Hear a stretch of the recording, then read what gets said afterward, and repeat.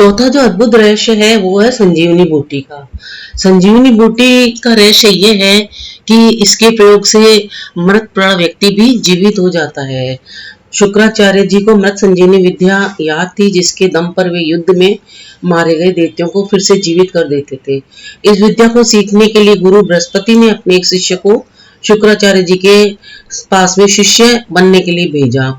उसने ये विद्या सीख ली थी, लेकिन शुक्राचार्य जी और उनके दैत्यों को इसका जब पता चला तो उन्होंने उसका वध कर दिया। रामायण में भी वर्णन किया गया है कि जब राम रावण युद्ध में मेघनाद आदि के भयंकर अस्त्र प्रयोग में समूची राम सेना मरणासन हो गई थी, तब हनुमान जी ने जामवंत के कहने पर वेदराज सुषेण को बुलाया और फिर सुषेण ने कहा कि आप द्रोणगिरी पर्वत पर जाकर 4 वनस्पतियां लाए। मृत संजीवनी जो मरे हुए को जिलाने वाली विशेष औषधि है वो आप समय से पहले लेके आए। हनुमान जी ने बेशुमार वनस्पतियों में से इन्हें पहचाना नहीं तो वे पूरा पर्वत ही उठा लाए और इस प्रकार लक्ष्मण जी को फिर मृत्यु के मुख से खींचकर जीवन दान दिया गया। वैद्य ने उस संजीवनी बूटी को पहचाना और लक्ष्मण जी को दिया। तो क्या ये सच में ऐसी कोई संजीवनी बूटी होती है जो मृत व्यक्ति को उम्र दे देती है, जीवित कर देती है? ये आज भी एक खोज और रहस्य का विषय बना हुआ है। और जो पांचवा जो रहस्य है वो कल्प वृक्ष का रहस्य है। वेद और पुराणों में कल्प वृक्ष का उल्लेख मिलता है। कल्प वृक्ष को स्वर्ग का एक विशेष वृक्ष माना जाता है। पौराणिक धर्म ग्रंथों और हिंदू मान्यताओं के अनुसार यह माना जाता है कि इस वृक्ष के नीचे बैठकर व्यक्ति जो भी इच्छा करता है वो उसकी पूरी हो जाती है, क्योंकि इस वृक्ष में अपार सकारात्मक ऊर्जा का भंडार होता है। यह वृक्ष समुद्र मंथन से निकला था। समुद्र मंथन से प्राप्त यह वृक्ष देवराज इंद्र को दे दिया गया था और इंद्र ने इसकी स्थापना फिर सुरकानन वन जो हिमालय के उत्तर में है वहां पर कर दी थी। तो एक कल्प की आयु, कल्प वृक्ष का अर्थ होता है जो एक कल्प तक जीवित रहे। लेकिन यह सवाल उठता है कि क्या सचमुच ऐसा कोई वृक्ष था या है? यदि था तो आज भी उसे होना चाहिए था, क्योंकि उसे तो एक कल्प तक जीवित रहना है। यदि ऐसा कोई सा वृक्ष है तो वह कैसा दिखता है, उसके क्या फायदे हैं? हालांकि कुछ लोग कहते हैं कि अपरिजात वृक्ष जो है वही कल्प वृक्ष माना जाता है, लेकिन अधिकतर लोग इससे सहमत नहीं हैं और ये जो कल्प वृक्ष का रहस्य है वो आज भी बना हुआ है। अगला जो हमारा मुख्य वो है छठा रहस्य, कामधेनु गाय का। तो कामधेनु गाय की उत्पत्ति भी समुद्र मंथन से ही हुई थी। यह एक चमत्कारी गाय होती है जिसके दर्शन मात्र से ही सभी तरह के दुख दर्द दूर हो जाते हैं। देवी शक्तियों से संपन्न यह गाय जिसके पास भी होती थी उससे चमत्कारिक लाभ मिलता था।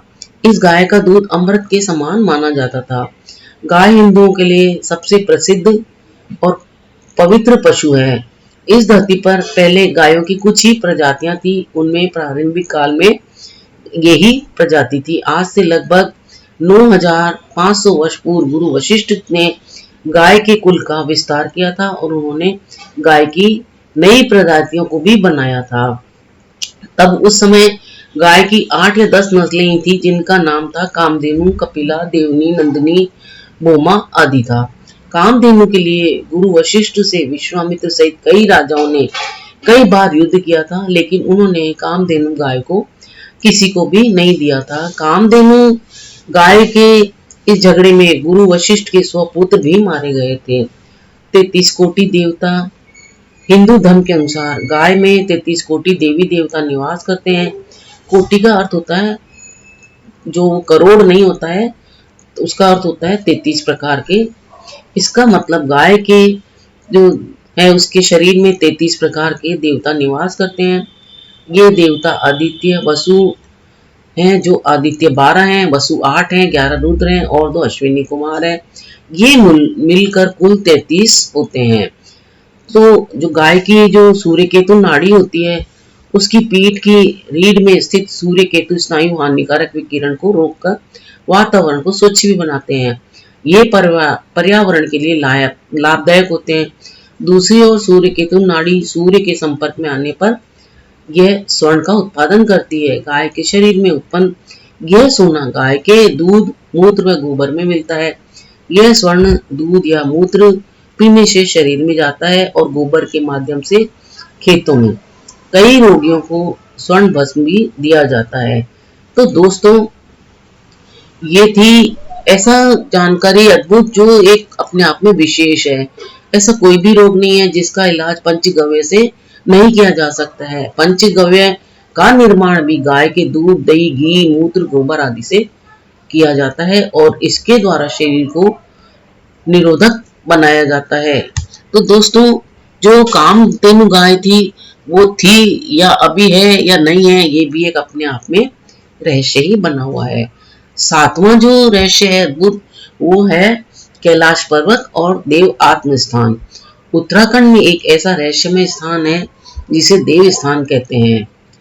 मुंडकोपनिषद के अनुसार सूक्ष्म शरीरधारी आत्माओं का एक संघ है। इनका केंद्र हिमालय की वादियों में उत्तराखंड में स्थित है।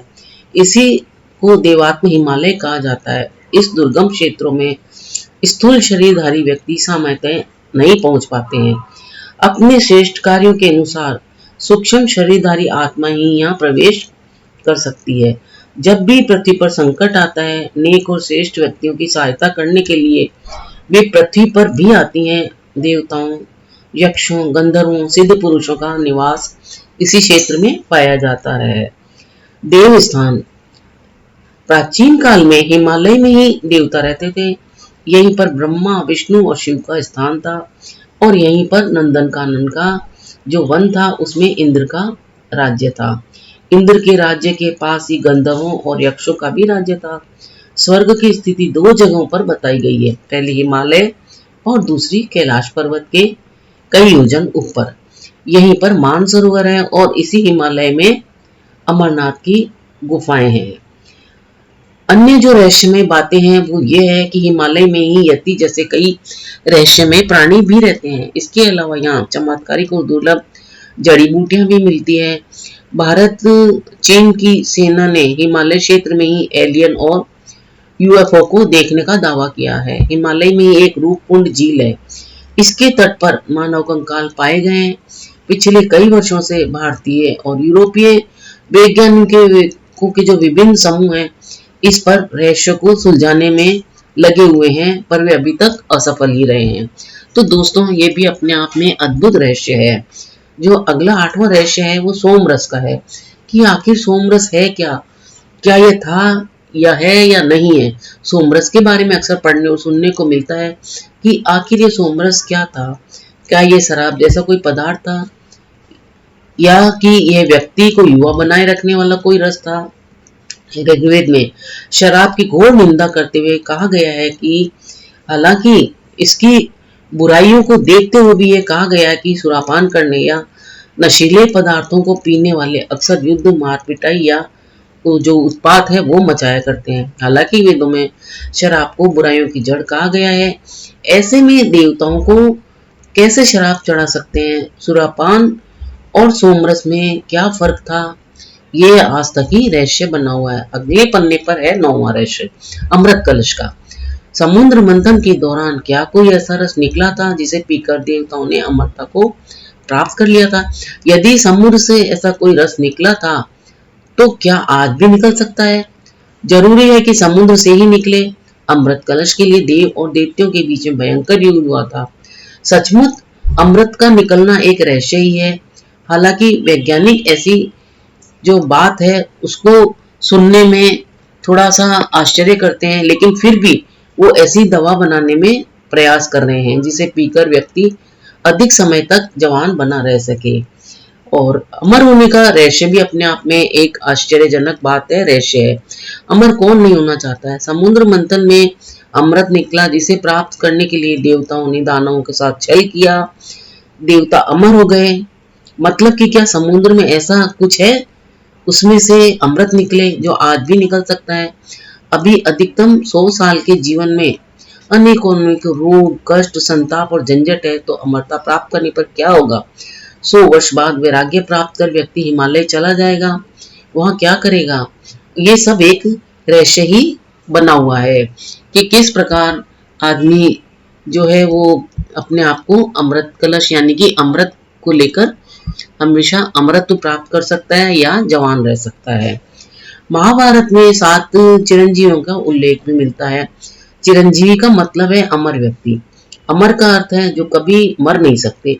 ये 7 चिरंजीवी है राजा बलि, परशुराम, विभीषण, हनुमान जी, वेदव्यास जी, अश्वत्थामा और कृपाचार्य। हालांकि कुछ विद्वान मानते हैं कि मार्कंडेय ऋषि भी चिरंजीव है।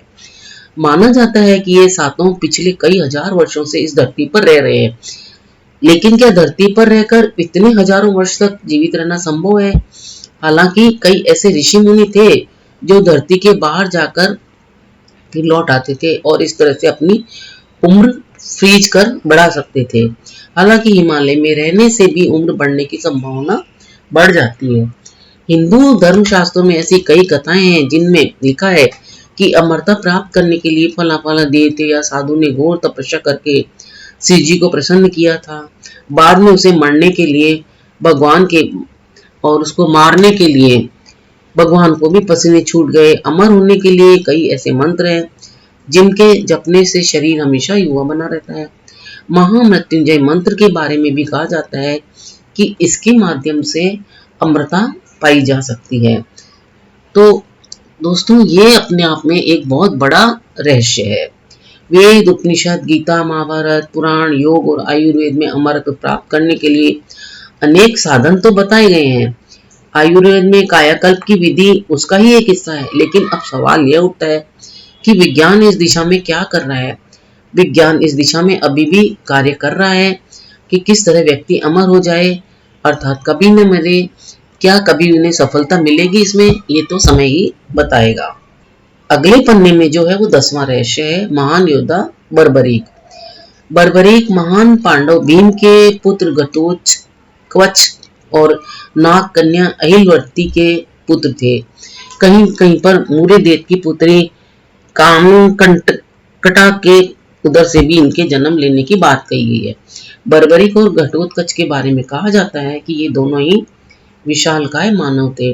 घटोत्कच ने कौरवों की सेना में कोहराम मचा दिया था। आखिरकार कर्ण ने उस अस्त्र का उपयोग किया जिसे वह अर्जुन पर चलाना चाहता था और फिर घटोत्कच मारा गया। महाभारत का युद्ध जब तय हो गया तो बर्बरीक ने भी युद्ध में सम्मिलित होने की इच्छा व्यक्त की और मां को हारे हुए पक्ष के साथ देने का वचन दिया था। बर्बरीक अपने फिर नीले रंग के घोड़े पर सवार होकर 3 बाण और धनुष के साथ कुरुक्षेत्र की रणभूमि की ओर अग्रसर हुए। बर्बरीक के लिए 3 बाण ही काफी थे जिसके बल पर वे कौरव और पांडवों की पूरी सेना को समाप्त कर सकते थे। यह जानकर भगवान कृष्ण ने ब्राह्मण के वेश में उनके सामने उपस्थित होकर उनसे दान में छल पूर्वक उनका शीश मांग लिया। बर्बरीक ने कृष्ण से प्रार्थना की कि वे अंत तक युद्ध देखना चाहते हैं। युद्ध देखना उनकी एक इच्छा थी। तब कृष्ण भगवान ने उनकी बात मानकर उनको हाँ भर दी। फागुन मास की द्वादशी को उन्होंने अपने शीश का दान दिया। भगवान ने उस शीश को अमृत से सेंचकर सबसे ऊंची जगह पर रख दिया ताकि वे महाभारत का युद्ध देख सके।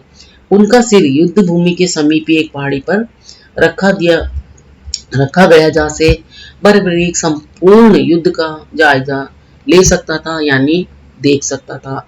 तो दोस्तों, ये भी एक बहुत ही आश्चर्य की बात है कि कटा हुआ सिर भी अपनी जो इच्छा है वो पूरी करके युद्ध देख रहा था। अगले पन्ने पर जो रहस्य है वो बहुत ही अद्भुत है, द्वारिका नगरी का। मथुरा से निकलकर भगवान कृष्ण ने द्वारिका क्षेत्र में ही पहले से स्थापित खंडर हो चुके नगर क्षेत्र में एक नए नगर की स्थापना की। तो कह सकते हैं कि भगवान कृष्ण ने अपने पूर्वजों की भूमि को फिर से रहने लायक बनाया। प्राचीन इतिहास की खोज करने वाले इतिहासकारों के अनुसार द्वारका नगरी विश्व का सबसे रहस्यमय शहर है। इस शहर पर अभी भी शोध जारी है। तो कई द्वारों का शहर होने के कारण द्वारिका इसका नाम रखा। इस शहर के चारों ओर बहुत ही लंबी दीवार थी जिसमें कई द्वार थे। वह दीवार आज भी समुद्र तल में स्थित है। भारत के सबसे प्राचीन नगरों में से ये एक है। द्वारिका, ये नगर है द्वारिका, मथुरा, काशी, हरिद्वार, अवंतिका, कांची और अयोध्या। द्वारिका को द्वारावती, कुशस्थली, अनर्तक, ओखा मंडल, गोमती द्वारिका, चक्रतीर्थ, अंतरदीप, वारी दुर्ग, उद्धिमध्य स्थान भी कहा जाता है। तो ये एक समय पर लोग कहते थे कि द्वारिका तो काल्पनिक नगरी है, ऐसा कुछ है ही नहीं, लेकिन इस कल्पना की जांच को साबित करने के लिए आर्कियोलॉजिस्ट वगैरह ने मैसूर विश्वविद्यालय में पढ़ाई करने के बाद जो भी पुरातत्व विभाग के लोग थे उन्होंने इस पर काम किया और उनकी टीम ने 1979-80 में समुद्र में 560 मीटर लंबी द्वारिका की दीवार को खोज निकाला। साथ में उन्हें वहां पर उस समय के बर्तन भी मिले हैं जो 1528, साथ में उन्हें वो बर्तन भी मिले हैं उस समय के जो 1528 ईसा पूर्व से 3000 ईसा पूर्व के हैं। इसके अलावा सिंधु घाटी की सभ्यता के भी कई अवशेष उन्होंने खोजे हैं। उस जगह पर भी उन्होंने खुदाई के कई रहस्य खोले हैं जहां पर कुरुक्षेत्र का युद्ध हुआ था। तो दोस्तों इससे से बात करें तो ये द्वारिका नगरी भी अपनी आप में एक रहस्य थी जिसका अब पर्दा उठ गया है और ये रहस्य वे जो है वो सही सिद्ध हो गया है।